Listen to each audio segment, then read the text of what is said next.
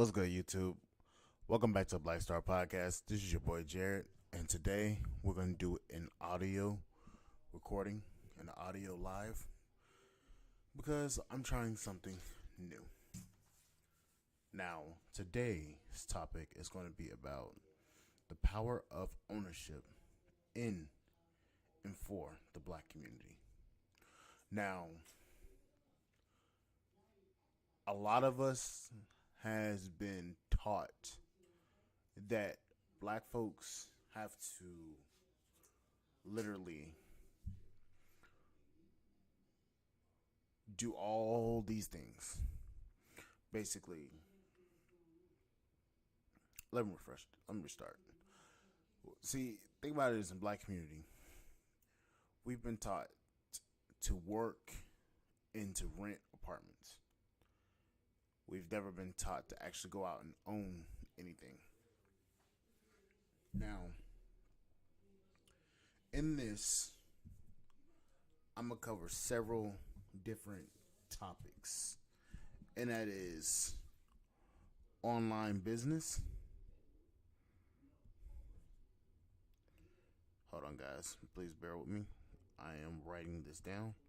Online business, brick and mortar,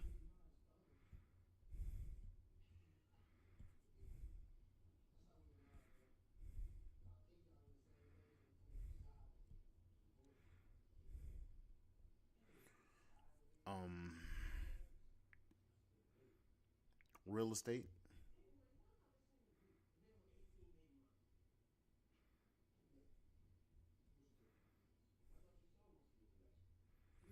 and um, profitable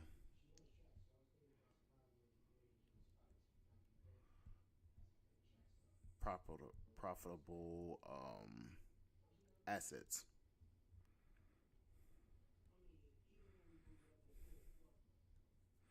And then also cars.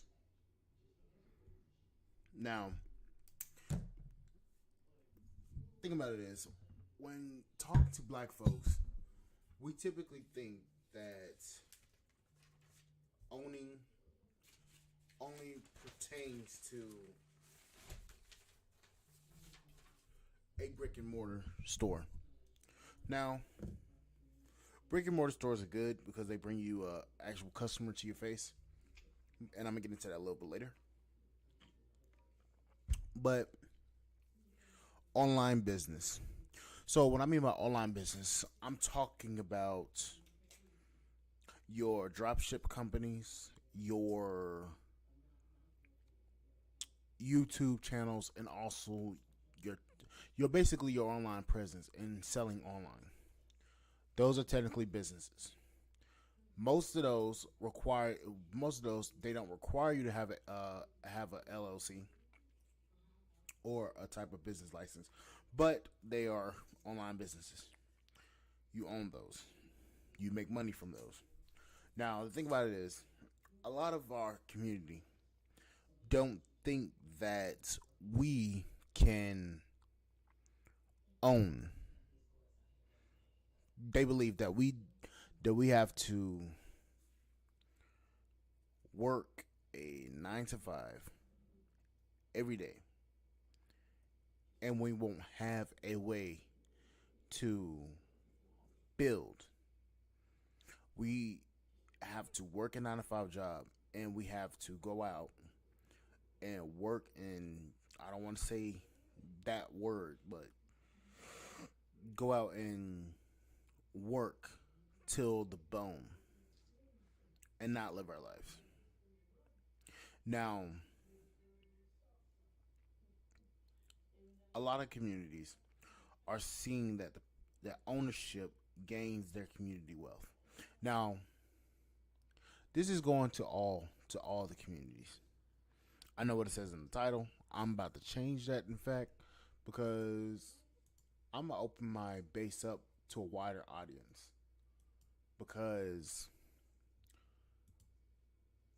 a wider audience could perhaps get me a better yield me a better outcome. So yes, I'm changing that from ownership of for the black ownership for the black community to the power of ownership. Marking that as done. Okay, but thank you, viewer, for listening. But online businesses, they can lead a lot of people to building on wealth without really sacrificing much. And what do I mean about that? By that, I mean having something that you can call your own without it being a brick and mortar, without it being a physical location. You can sell it from your house or you can drop something. You see, that allows you to be able to have something that most people are not willing to do and are educated enough to do.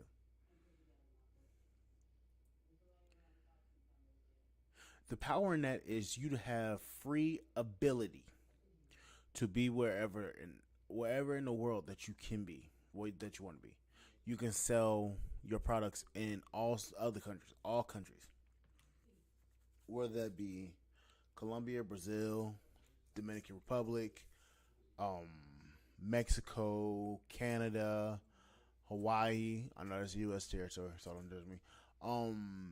Japan, China, Russia, Malaysia. You can sell all over the country, all over the world, and have the freedom of being anywhere in the world, long as you have a computer and a fast hotspot, Wi-Fi signal to make money. That allows you freedom. Now, also, brick and mortars. That also allows you the ability to travel wherever you want to be. And that gives you the power to hire and produce your own products. But the thing about it is, a brick and mortar can also be a liability. Say, for instance, you're in the wrong business.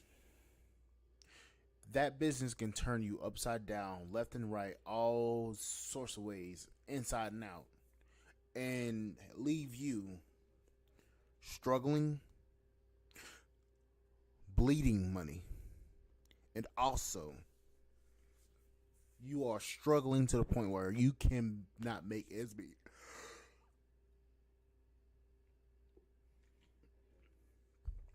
But a lot of people don't see it like that. They think running a brick and mortar business is easy. It is not easy. I know people that's opened up one and they are struggling right now due to COVID, due to the recession that we're in right now, due to when COVID hit, a lot of their stores went down, so they went to online marketing. So they marketed online, and now they're doing a little bit better with online, and that's allowing them to work from home and building their companies up and business up online. Also, back to the online business. YouTubers, if you are a YouTuber, you probably already know this. The ones that are making money from YouTube, but the ones that aren't making any money from YouTube, like me in particular, guys like me, you guys still have the opportunity to build your channels up to the point where you're making money, getting profit, getting ad revenue, all of that. You still have the ability to do that because you are constantly making videos. You're constantly getting seen out into the public, and that's allowing you to get people to look at you.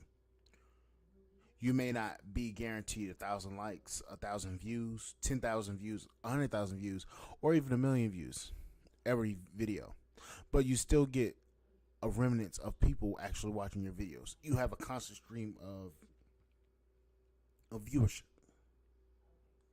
Now, there's power in that also. You have the ability to make content and make money off of your videos because you're doing something that people want to do, and you're showing people something that's never been shown on YouTube before. So that's giving you an ability to travel, do things that you've never would have done with a 9 to 5, and also be able to show people something new and make money off of it. So you're basically building a platform so that you can do the things you want to do while also getting paid to do it. It sounds crazy, right? But that's what most YouTubers are doing. Look at some of your bigger YouTubers. PewDiePie has, I've said it before, PewDiePie has worked with Disney.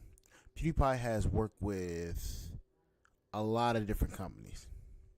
Kevin Samuels, he had a part in ATL.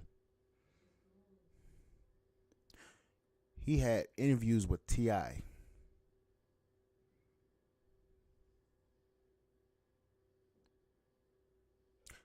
Thing about it is, he wasn't even the biggest YouTuber, but he was the most talked about. People that only watch YouTube know about him, which is fucking insane. But he got to do the things that he loves to do while also traveling to cities and places that nobody has ever been before. Yes, he worked his ass off for it, but he did it. And that's the only thing that you can say. That man was a hard worker. Now, let's get into this one. Real estate. Now, you have to have a substantial amount of money in real estate. So, I'm going to just speed through this one because real estate is kind of that one where you need to know more about real estate, especially location, location, location. Now, your location is going to be critical, especially depending on the type of business or the type of place you want it. So say for instance you are, hell, let's just put this one out here. Say for instance you're doing Airbnb. Now, Airbnbs, you can have a house anywhere and use it as Airbnb. But your more premium locations are going to be ones that's going to make you the most money. So like your beachfront houses, your 5, 10, 15 minutes away from the mall types of housing, hotels even, if you have a hotel in a different country. That all can tie into you making money and you building something powerful.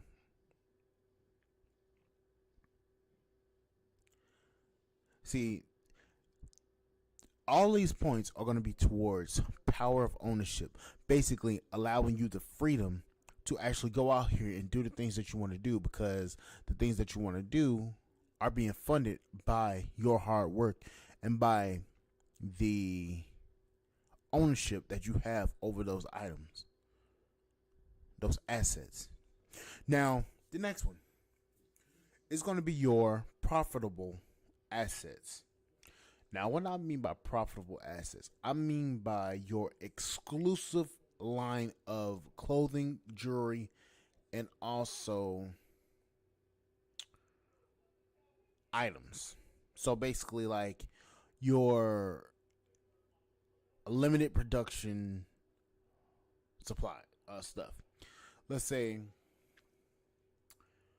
I don't want to say it because a lot of people will be like, Birkin, these are investments. So basically like Birkins and basically like Rolexes, your watches, limited production watches, your limited production phones even, which is actually crazy. Your your limited production stuff. Because think about it like this. Let's say you bought a $150,000 market bag, and that's only one of 10 in the world. Over time, collectors are going to be looking for that specific bag. So if it's one of 10, you're not going to wear it as often. You're not going to wear it because it's going to obviously become a magnet for criminals. Criminals are going to see that and they're going to be like, what the fuck? They're going to be like, oh, this man just asking me jack. Now I'm just making a very kind of semi-real reality. But it's the truth. Your limited assets, your limited production assets are going to be the ones that's going to make you the most money. Because think about it like this.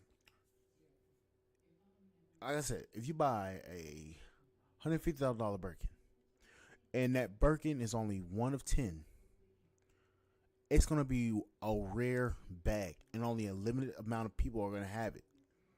So if you have it, that automatically makes it more valuable, especially if you're a high-class person. If you're a well-known actor, well-known actress, these motherfuckers are sell. Let's Gwyneth Paltrow. This woman sold bath water, pussy candles.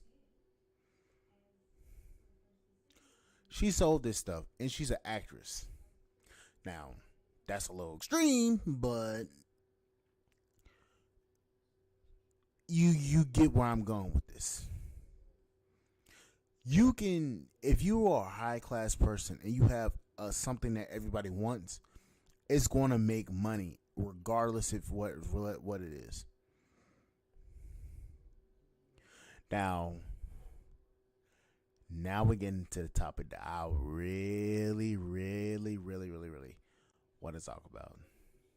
And this is something I know like the back of my hand. And that is cars. Oh boy, the cars that get you from point A to point B. But we're going to take this one to a whole nother level, brother. We're going to take this to a whole nother level because this is something that I'm really versed in, brothers. So this I know for fucking sure. So if you come to me with some bullshit talking about you don't know what you're talking about, in my comments, I'ma get in your ass. This is what I know for fucking real. Now, your limited production cars are going to be your most valuable assets. Same with real estate. But we already talked about real estate. Well, let's go back to real estate because this one's going to probably take like 10 minutes.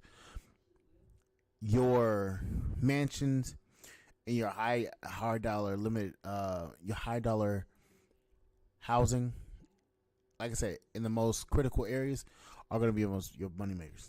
So, back to the car section. I just had to get that out. Your limited production cars are going to be your powerful assets. I'm not talking about BMWs. I'm not talking about even Mercedes. Although there are some Mercedes that are very valuable. Very, very valuable. But I'm talking about the average Joe Mercedes. I'm not talking about no G-Class. I'm talking about your S-Class, your E-Class, your C-Class, your, I don't want to say your R-Class, your GL class Mercedes. That's for the everyday Joes. Anything from your BMW 7 Series down. BMW 8 Series down, in fact. Your Bentleys. Your Rolexes. Those are all going to be depreciating assets. So, guys, this is what I'm talking about.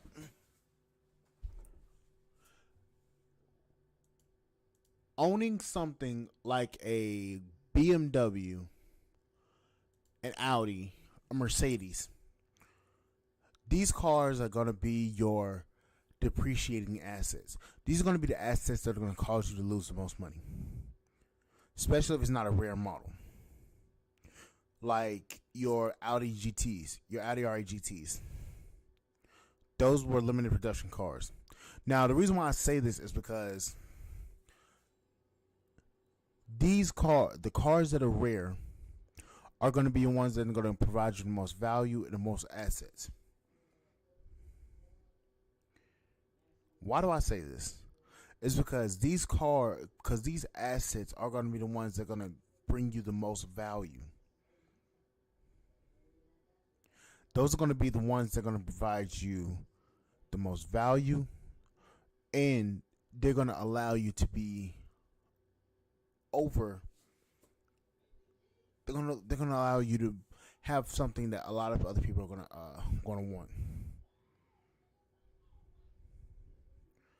Like let's just look at a car for example.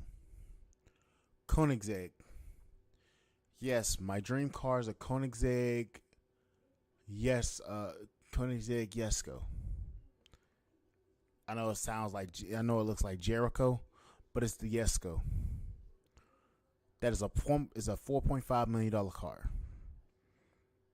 Now there are only 10 to 20 of them are going to be made in the world.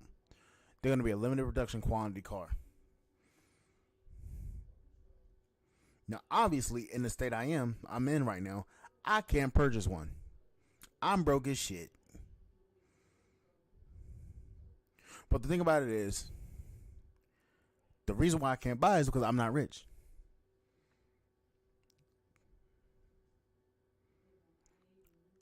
When those cars come off, when they stop making those cars are going to skyrocket in value. Think about it like this. Look at the 2016 LaFerrari. The LaFerrari. Those cars were $1.9 million. $1.9 million. Now they're going for $4 million. They increased in value. But the thing about it is, nobody wants to talk about the power of ownership. And here's what we're going to get into today. The power of ownership. Owning businesses and owning property and owning assets are going to be the ones that are going to allow you to do the things that you want to do in life. And here's the thing. Nobody knows about this. Nobody talks about this because nobody is willing to actually learn the information so that they can actually go out here and do the things that they want. Do the things and make the money that they want so they can do the things that they want. So they can go out there and spend the most time with their families. Now, obviously when you become rich, you're going to have to maintain your wealth. You're going to have to maintain your edge, or you're going to have to advance in the edge that you have to make more money.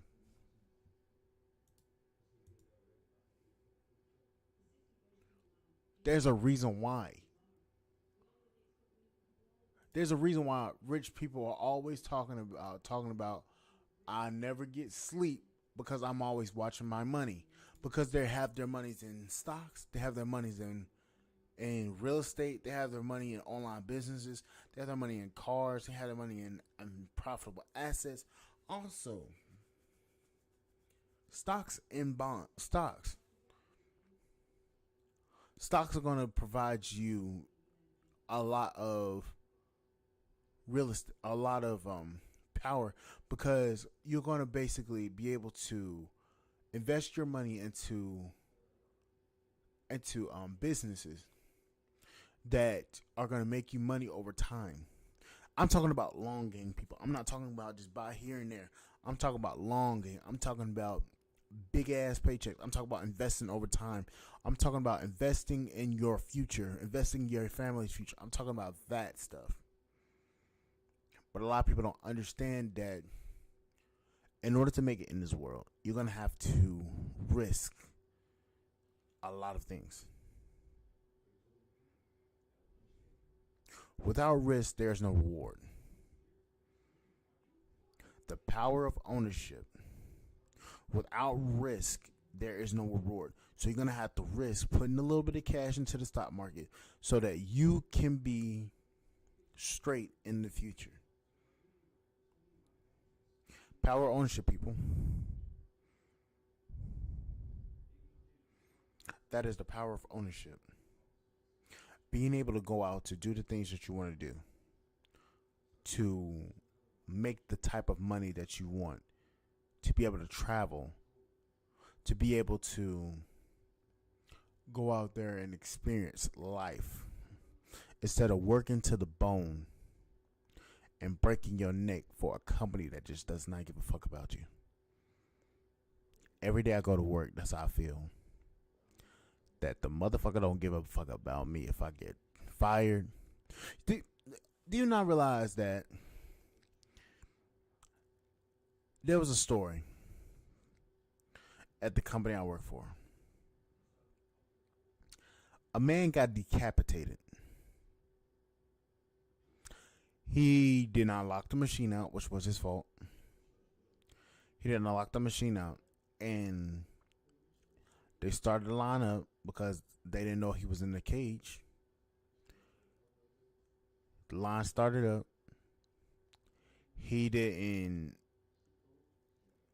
have his lock key. He didn't have the box locked out on the machine, so they turned the machine on, and the machine started up. It came down and cut his head off.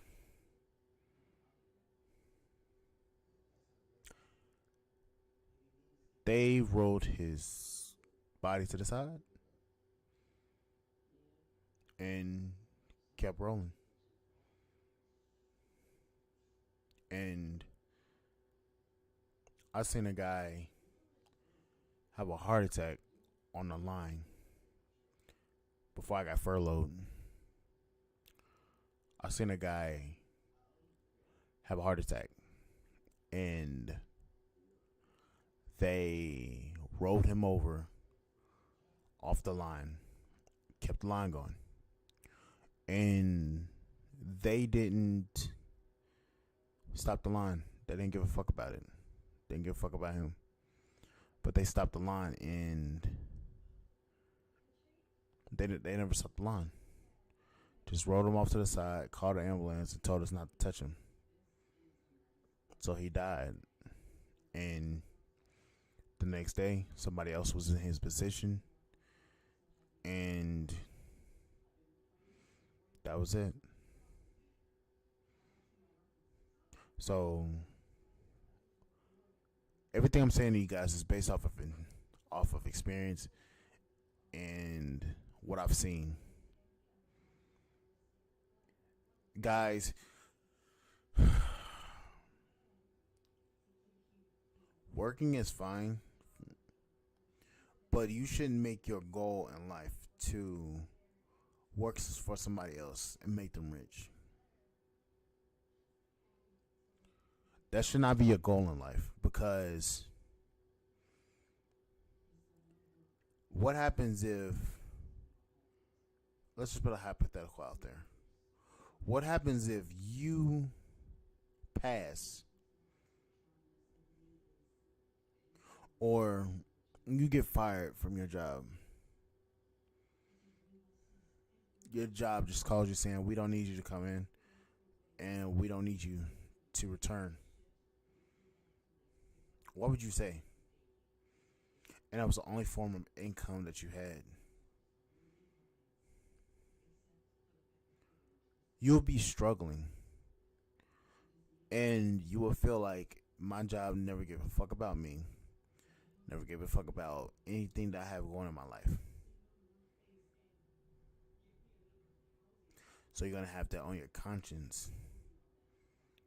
And it's going to affect your daily life.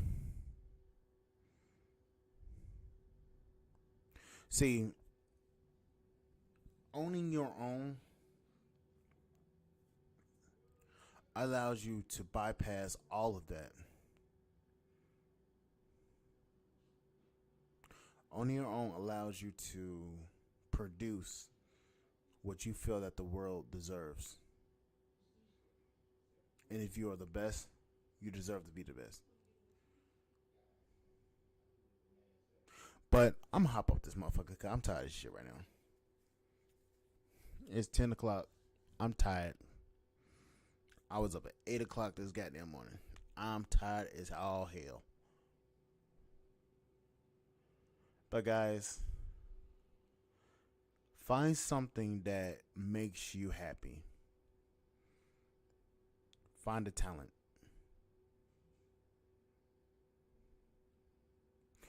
And market your talent and improve your skills with that talent so that you can make the money that you deserve. Stop trading your time. Stop trading money for your time. And start trading your time for what you deserve to be paid. Not what these companies believe you should be paid, but what you know you are worth. But anyways, guys, I will see you guys on the flip side, and I'll see you guys later. Please like, share, subscribe to the YouTube channel, and please hit the comments, not the comments, hit the notification bell so that you would be notified when I go live. And also, please support the podcast on Spotify.com. Patreon is going to be coming soon, hopefully. I'm trying to put some work in the background to try to get some exclusive content. And also, like I said before, some builds. And I will see you guys on the flip side. Please support the podcast on Spotify.com, on Anchor, Apple Podcasts, Stitcher, and also Podcast Addict. And I'll see you guys later. And thank you guys for listening. I'll see you guys later. And thank you guys for listening. And I'll see you guys later. Bye, guys.